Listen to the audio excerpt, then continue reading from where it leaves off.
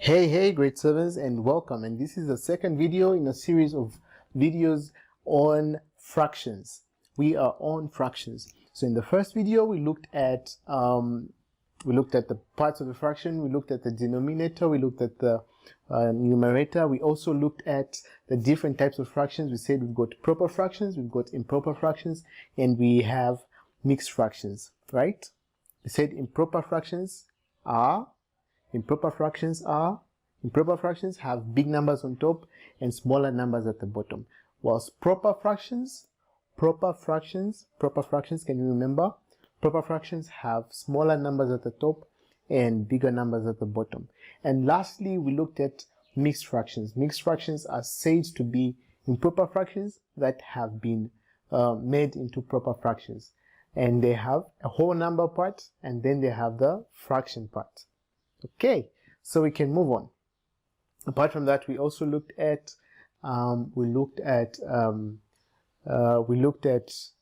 equivalent fractions, and we said equivalent fractions are simply fractions that are the same but have different numbers. And equivalent fractions fractions can be reduced to their equivalent fractions. We looked at 4 over 8, we looked at 2 over 4, and we looked at 1 over 2. We say these fractions are all the same. It's just that they have been reduced from bigger numbers to smaller numbers. The 8 over 4, the 4 over 8 has been reduced to 2 over 4 and can be reduced to 1 over 2. So we can move on and we can start from there. So let's just have a recap. Let's say we have a fraction 4 over 16, and I asked you to say reduce this fraction to its equivalent fraction, or you can say simplify this fraction. We said we look for a number that can go into both the numerator and the denominator without leaving a remainder, right? Okay, and so in this case, what number can go into 4 and 16 without leaving a remainder? Well, 2 can go into both numbers, and 4 divided by 2 is 2 over 16 divided by 2 is 8. Is there any other number that can go into 2 and 8 without leaving a remainder? 2. So 2 into 2 is 1, and 2 into 8 is 4. So 4 over 16 is equivalent to 2 over 8, which is equivalent to 1 over 4. So this can be simplified to that, and this can be simplified to that. So let's move on from this point and look at the next type of fractions, or we look at what else we can learn about fractions. So the next part that we're going to look at is what are known as whole number fractions, or fractions that are whole numbers. For example, so you understand what I'm talking about.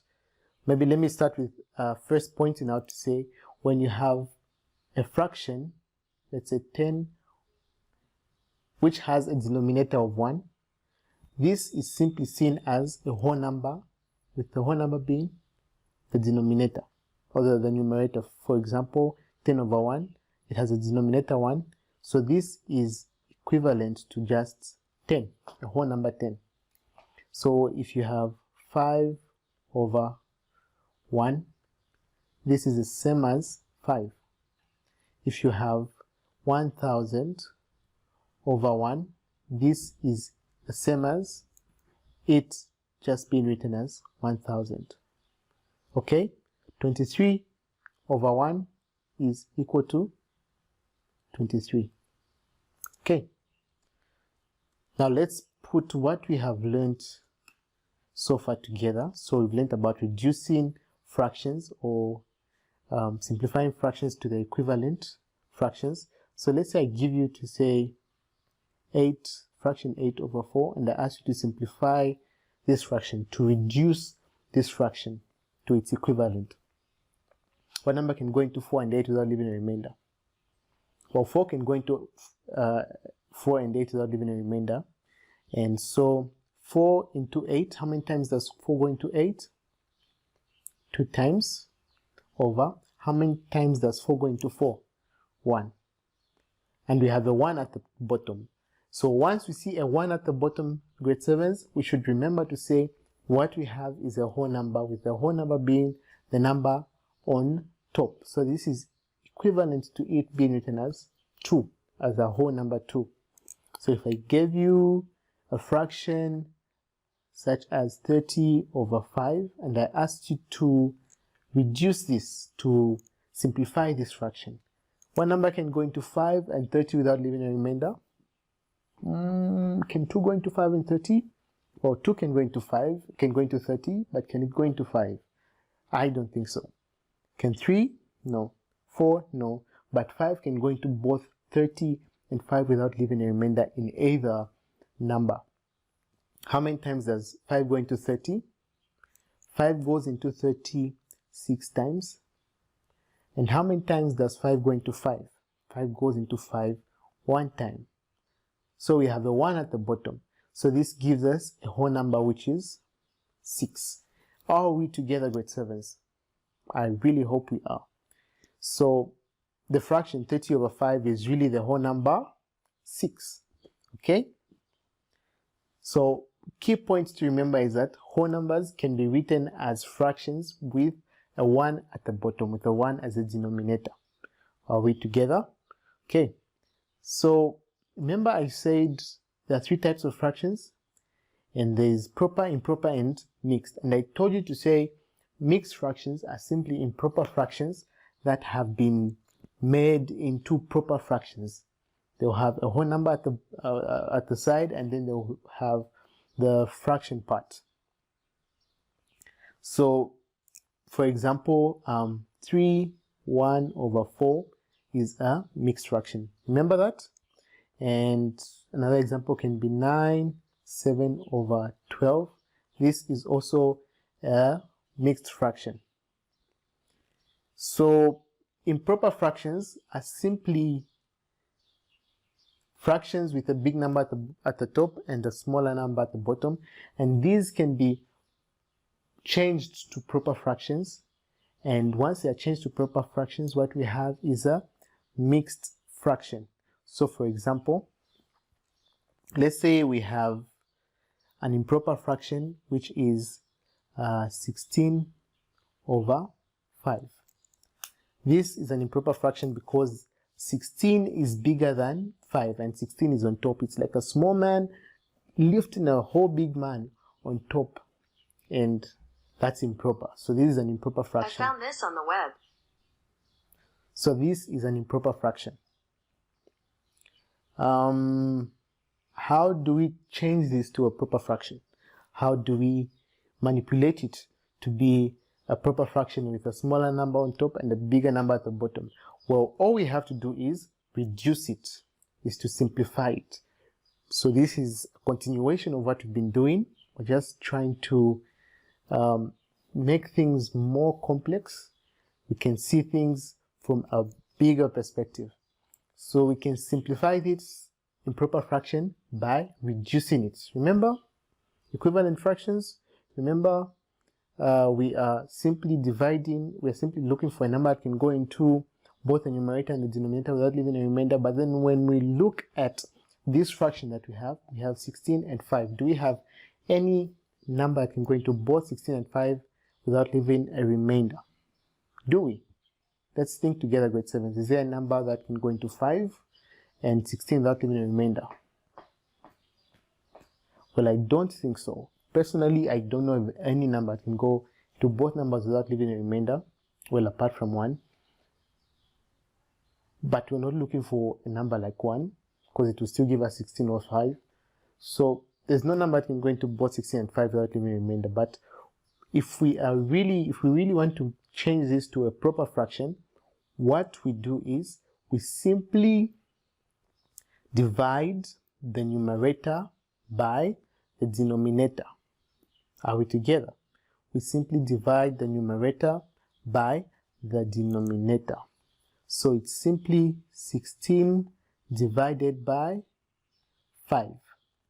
Okay? 16 divided by 5. So how many times does 5 go into 16? How many 5s are in 16? We've got 5, 10, 15, right? So 5, 10, 15. So 5 goes into 16 3 times, because 5 plus 5 gives us 10, plus another 5 gives us 15, which is right next to 16. So 5 into 16 is 3. Then what is the remainder? Well, we have 1 remaining to 16. So 15 plus 1 gives us 16. So we've got 1 remaining. And we say this remainder over the denominator that we had initially. So we've got over 5. Do you see what I've done? So if we want to change an improper fraction to a mixed fraction, we simply divide the denominator, or rather the numerator, by the denominator. We make the denominator go into the numerator, find how many times it can go into the numerator, write that as a whole number part, and then the remainder will make up the fraction part of the mixed fraction. So 5 into 16 is 3, remainder 1 over 5. Do you see that? Do you see that, grade 7s? So let's look at another example. Let's say we've been given 10 over 5. Or maybe not 10 over 5. Let's say we've been given 13 over 2. How many times does 2 go into 13? How many times does 2 go into 13? 13 divided by 2. So 2 goes into 13 6 whole times, right? Then there's a remainder 1. So we say the remainder over the initial denominator we had, which is 2. And therefore we have changed this improper fraction to a mixed fraction. And we can easily move from mixed fraction back to improper fraction. We can move from this back to that. How do we move from this back to that? So I really hope we are together. Let's not lose one another. So follow me closely. If you are not understanding something, I would advise you to pause and try to process everything, or you can simply rewind the video and go through that until we are moving together. So moving from improper fraction to a mixed fraction, you simply divide the numerator by the denominator, write the whole number, and get the remainder and make that as the fraction part using the same denominator you had. If you want to change from mixed fraction back to improper fraction, you have to multiply the whole number by the denominator and add the numerator, and that becomes the numerator. What do I mean? So we've got 3, 1 over 5. So to change this to an improper fraction, grade 7s, we say this 3 multiplied by the 5. So 3 times 5. What do we get? 3 times 5 is 15.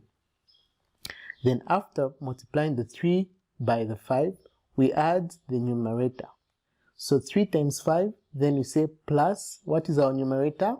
1, plus 1. This gives us 16. Then over, the denominator remains the same, which is 5. And if you can see, this is the same as what we had here.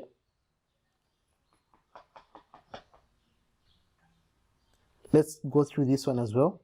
So we've got 6, 1 over 2. So what do? We multiply these two, the denominator by the whole number, 6 times 2. So 6 multiplied by 2 gives us 12. Then we add the numerator, plus 1, right? 12 plus 1 gives us 13. Then we say over the initial denominator that we had, which is 2. And this as well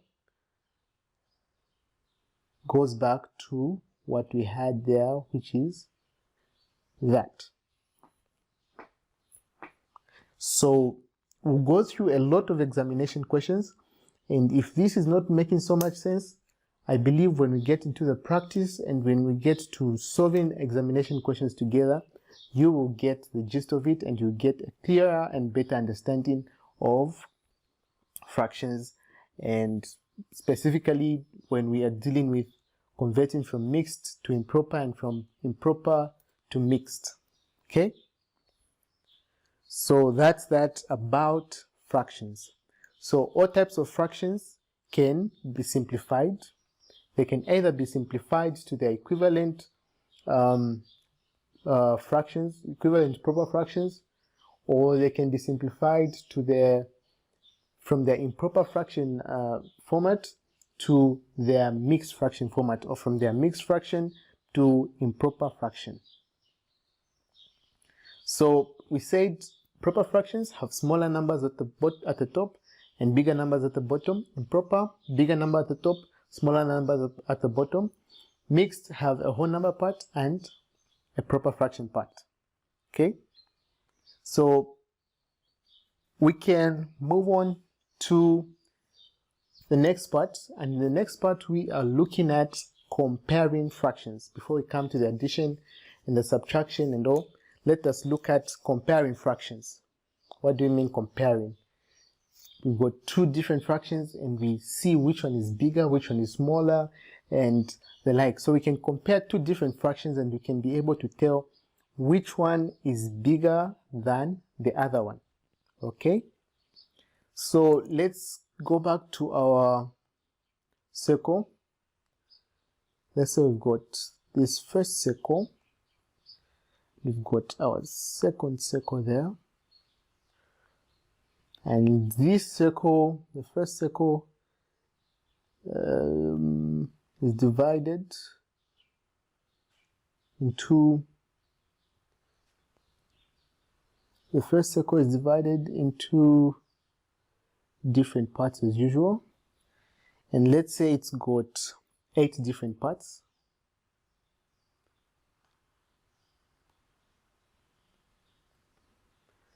Eight different parts, like that. And the second circle has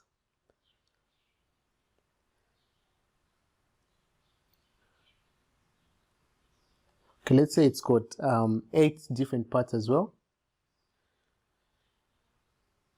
For a start, let's say it's got 8 different parts as well.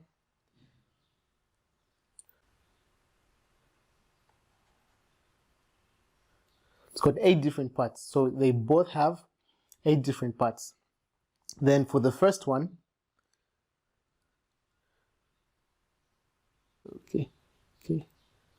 the first one has all of this shaded. Yeah, I hope you can tell to say this is shading A. Has all of this shaded except of one box or one part of it. Then this one has only this part shaded. Okay, let's include this one as well. Okay, so the first one has this much shaded, the second one has that much shaded. So what is the fraction of the shaded parts of the circle? So it's got 1, 2, 3, 4, 5, 6, 7. 7 out of how many in total? There are 8 in total. So 7 out of 8 is shaded, whilst this one has 1, 2, 3. So it's got 3 out of 8 shaded. So if I was to ask you to say, between the two circles, which one has the most part of it shaded? Well, clearly, circle A, let's say circle A, circle B. Circle A has most part of it shaded than circle B. So meaning, between 7 over 8 and 3 over 8, which one is bigger? if this one has most part of it shaded and that part is 7 over 8, and this one has less part of it shaded and that part is 3 over 8, which one of the two is bigger? Well, clearly 7 over 8 is bigger than the 3 over 8.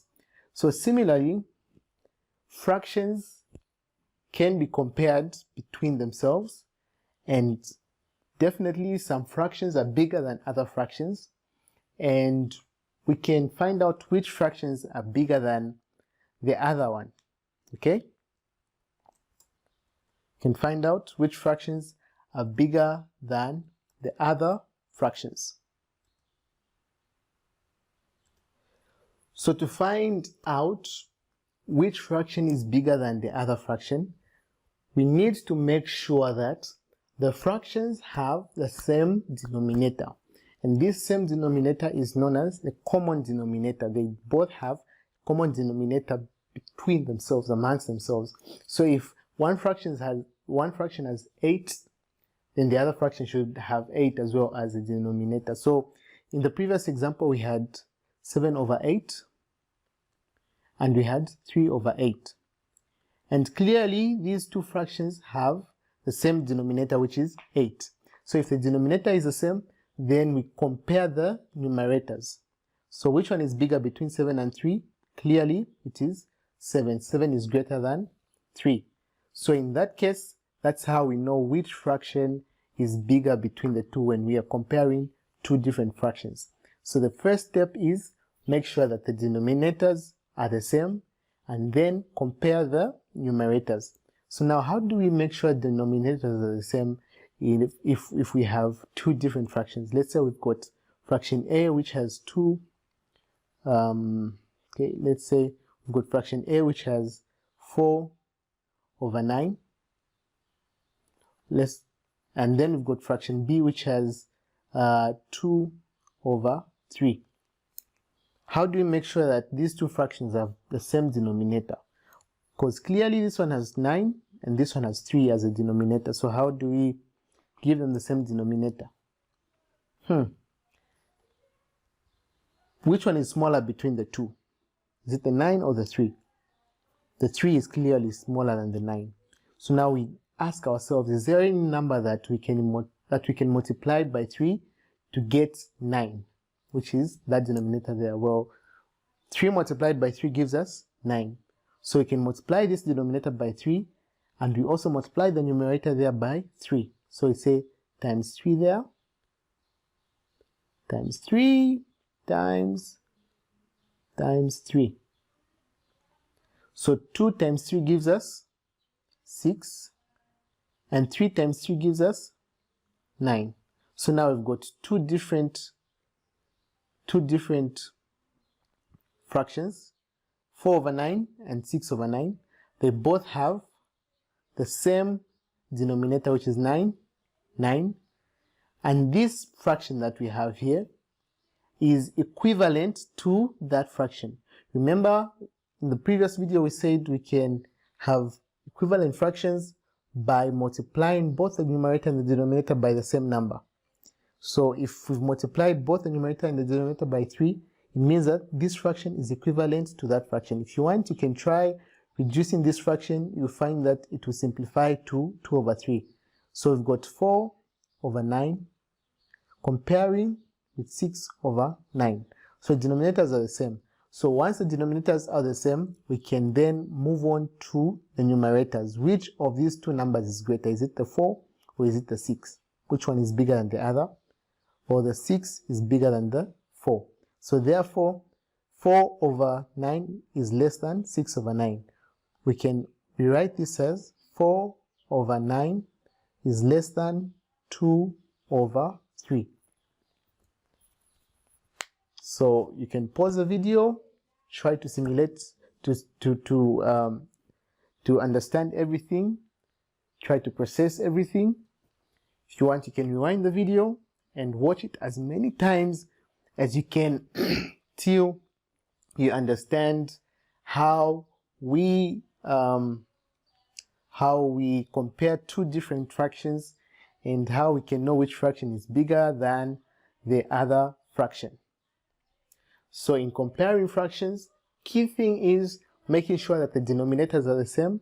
How do we make sure that the denominators are the same?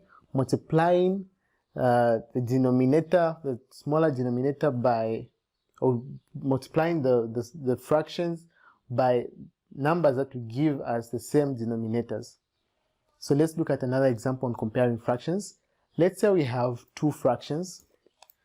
The first fraction that we have is 4 over 9, or let's say 2 over 7. And the second fraction that we have is 3 over 5. So how do we compare these two fractions? Which one is bigger, which one is smaller, which one is greater than the other? Well, which one has a smaller denominator? The 3 over 5 has a smaller denominator compared to the 2 over 7. Is there any number that we can multiply it by 5 to get 7? I don't think so. So how do we deal with how do you go about such a situation? When you are handed such a situation, the best thing that you can do is multiply both fractions by the denominator of the other fraction. So this fraction will be multiplied by this denominator, which is 5. So we're going to have times 5 at the top. We're going to have times 5 at the top. We're going to have times 5 at the bottom. And for this other fraction, we're going to multiply it by this denominator, which is 7. So we're going to have times 7 at the bottom and times 7 at the top. So 2 times 5 gives us 10. 7 times 5 gives us 35. Here we've got 3 times 7. 3 times 7 gives us 21.